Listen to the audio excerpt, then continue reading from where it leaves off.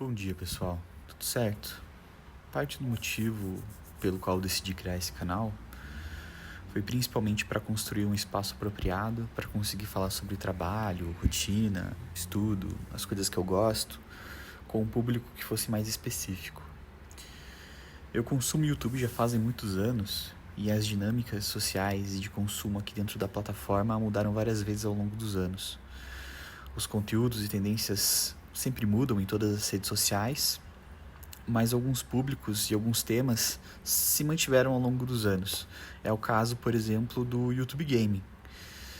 Mesmo que a dinâmica dos vídeos tenha mudado um pouco, o formato deles ficaram mais curtos, alguns ficaram mais longos, as coisas no geral se mantiveram as mesmas. Temos, por exemplo, principalmente vídeos de gameplay, alguns são mais engraçados, alguns são mais sérios, alguns são dando dicas. A gente tem muitas reviews, a gente tem vídeos de crítica, a gente tem vídeos de notícia e tem até alguns vídeos ensaios, por exemplo.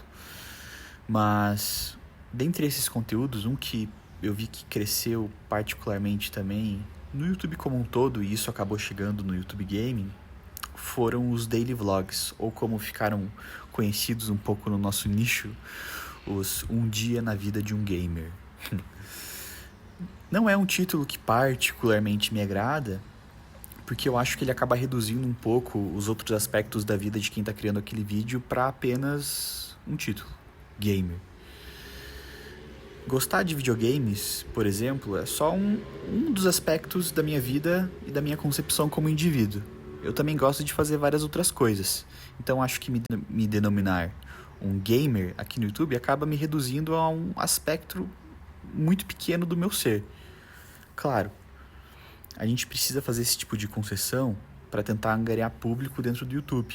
Afinal, a chance de você digitar na barra de busca Um Dia na Vida de um Gamer é muito maior do que você digitar Um Dia na Vida do Matheus. Mas tudo bem, não é sobre isso que eu queria falar. Meu comentário principal sobre os vlogs se deriva do fato de que a grande maioria do público cativo desse nicho ele é baseado em pessoas mais novas, principalmente em adolescentes e jovens adultos que acabaram de começar a vida como um indivíduo separado dos próprios pais.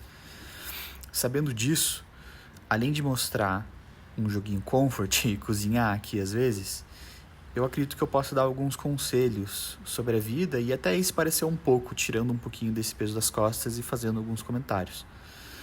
Não me entendam mal, eu não quero bancar o velho sábio, o eremita, o mestre dos magos com respostas absolutas sobre a vida, de faça isso ou faça aquilo. Tampouco eu tenho a idade para dar algum tipo de conselho que valha para a vida inteira. Eu tenho 23 anos, mas eu acredito que, conhecendo o público que consome esse tipo de conteúdo aqui no YouTube, eu incluso, acredito que muitos de vocês vão passar por momentos semelhantes ou já passaram aos que eu passei. Eu queria começar falando um pouquinho sobre estudo e trabalho. Afinal, tirando o período em que a gente está dormindo, a maior parte das nossas vidas acaba sendo dedicada a pelo menos uma dessas duas funções. Também, e não à toa, muitos desses vlogs de rotina, de forma geral no YouTube, se baseiam em parte da rotina de trabalho das pessoas. Eu, particularmente, já vi de um pouco de tudo, imagino que vocês também. Tem gente que trabalha como estoquista em mercado, tem programador, vendedor, e tem até um caso em particular que me salta a memória de um cara que trabalhava fazendo próteses dentárias. Sabendo que muitos desses vídeos possuem o dia a dia de trabalho dessas pessoas, creio eu que você, assim como eu, existe interesse em conhecer mais sobre diferentes ofícios. Seja porque você tem dúvidas sobre qual caminho você vai trilhar e aí você acaba pesquisando o dia a dia, o trabalho de outras pessoas, ou apenas por uma curiosidade legítima em saber como que é o dia a dia de outros ofícios. Bem, falando sobre o meu próprio trabalho, atualmente eu sou cientista de dados em uma startup de São Paulo, cujo qual eu já trabalho há mais de 5 anos. Eu comecei lá como estagiário e hoje eu já sou cientista sênior. Como vocês podem ver, eu trabalho home office. E isso desde que eu comecei a trabalhar lá praticamente. Como eu comecei a trabalhar bem no começo da pandemia, eu já estou muito mais acostumado a trabalhar em casa do que no escritório. Não sei nem muito bem mais como conviver dentro da rotina de um escritório, por exemplo. Existem muitas vantagens no home office. E acho que no geral acaba valendo mais a pena, principalmente se você mora numa capital muito grande e você mora distante do seu trabalho. Existem muitas vantagens no home office, mas às vezes é meio ruim não ter colegas de trabalhos próximos para trocar uma ideia, conversar sobre um projeto ou simplesmente sair para beber depois do trabalho. Mas enfim, voltando ao meu trabalho, como cientista de dados, eu sou responsável por garantir que os dados da minha empresa e dos nossos clientes estejam sempre no melhor estado possível. Isso envolve, principalmente, garantir que a coleta dos dados esteja feita e que ela esteja crescendo, que a gente esteja coletando cada vez mais dados, garantir a higienização dos dados, o que seria basicamente verificar, de forma resumida, se os dados estão corretos e descartar as informações e os dados que não são relevantes para a empresa. E depois manter esses dados organizados, para garantir que qualquer pessoa que queira verificar esses dados depois consiga fazer isso da forma mais simples possível. Eu também sou responsável por extrair os insights relevantes a partir desses dados. Então, por exemplo, se a minha empresa precisa descobrir se vale a pena investir mais em ads no Instagram, eu sou a pessoa responsável por analisar os dados do time de marketing e descobrir se gastando mais dinheiro no Instagram a gente teria ainda mais retorno ou se não vale a pena. E chegar numa conclusão a partir de uma metodologia baseada em dados com evidências. Tem uma frase do Sherlock Holmes que eu gosto muito, que é: dados, dados, preciso de dados.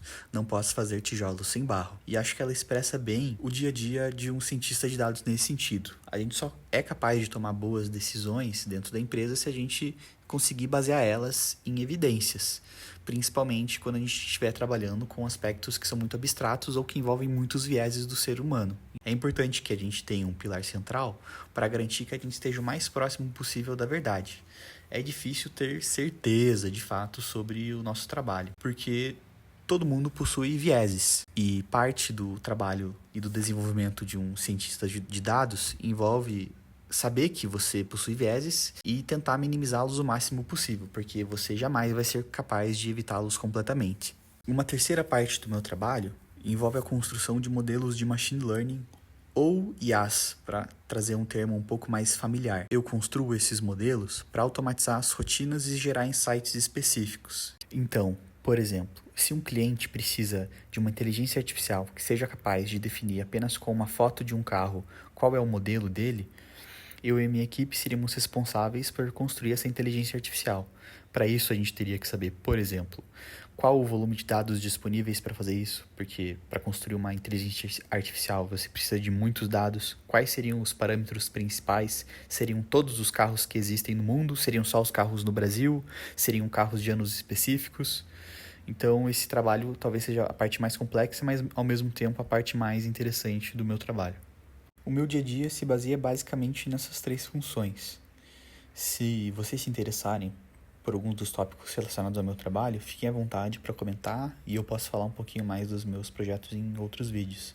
Se vocês também tiverem interesse na área e estiverem começando a estudar, me mandem uma mensagem no Instagram que eu fico super feliz em poder ajudar vocês a trilharem esse caminho também. Muito obrigado, até a próxima.